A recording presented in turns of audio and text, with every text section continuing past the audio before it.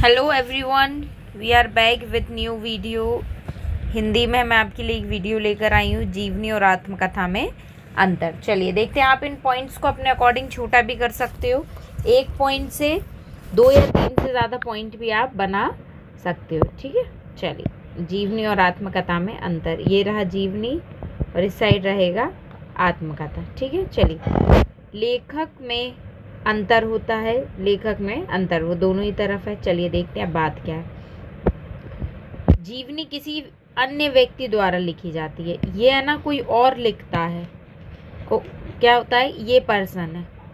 ठीक है, इस पर्सन के बारे में इसने लिखा है। इसके बारे में किसने लिखा है? इसके बारे में इसने। तो जीवनी किसी अन्य व्यक्ति के द्वारा लिखी जाती है। आत्मकथा स्वयं उस व्यक्ति द्वारा, जैसे ये कोई व्यक्ति है, इसने खुद के बारे में लिखा है, तो वो क्या हो जाएगा? आत्मकथा। क्या हो जाएगी वो? आत्मकथा। ठीक है। जीवनी लेखक जीवनी के विषय व्यक्ति के जीवन का अध्ययन करके लिखता है। अब ये व्यक्ति इसके बारे में लिख रहा है, तो पहले वो इसके बारे में पूरी जानकारी निकाल लेगा, तो अध्ययन कर लेगा। और जबकि आत्मकथा क्या है? जिसके जीवन के अनुभव और घटनाएं उसमें वर्णित होती हैं। ये वही व्यक्ति लिखता है और ये अपनी ही चीज़ें, अपनी ही घटनाएं, अपना ही अनुभव अपनी आत्मकथा में लिखता है। ठीक है,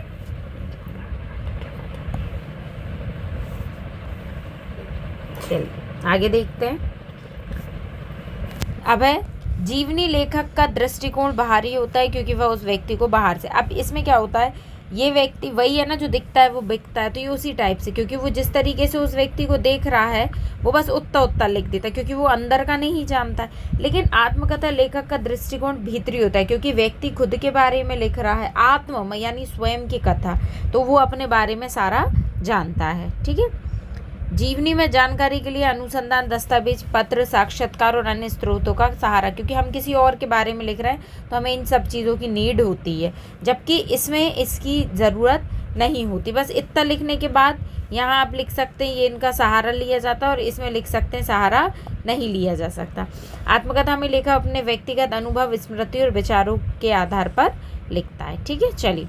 जीवनी में भावनाएं सीमित रूप से होती हैं, क्योंकि लेखक स्वयं उस जीवन का अनुभव, क्योंकि इसमें फीलिंग्स कम होती है, क्योंकि वो किसी दूसरे के बारे में लिख रहा होता है। किसके बारे में? किसी दूसरे के। जबकि इसमें भावनाएं अधिक होती हैं, क्योंकि व्यक्ति खुद से जुड़ी घटनाएं लिखता है। ठीक है।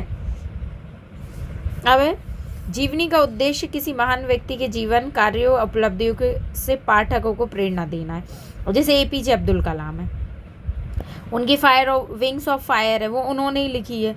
लेकिन अगर उन्हीं की कोई स्टोरी कोई और लिखेगा तो वो हो जाएगी जीवनी, और वो लिखने वाला पर्सन उस पर्सनैलिटी से क्या होता है? प्रभावित होता है, तब वो लिखता है। ठीक है। आत्मकथा का उद्देश्य अपने जीवन के संघर्ष, सफलता और अनुभवों को क्या करना? साझा करना, बताना। राइटर लिख के बताता है कि उसने किस तरीके से अपनी लाइफ में चीज़ें करी थी, जिससे पढ़ने वाले पाठकों को क्या सीख मिल सके और प्रेरणा मिल सके। चलिए देखेंगे पूरी वीडियो, एक एक पॉइंट। ये जो हेडिंग्स है, लेखक में अंतर, दृष्टिकोण, ये लिखने की ज़रूरत नहीं है। अगर आपको वीडियो अच्छी लगी है तो लाइक और कमेंट ज़रूर करिए। Thank you for watching.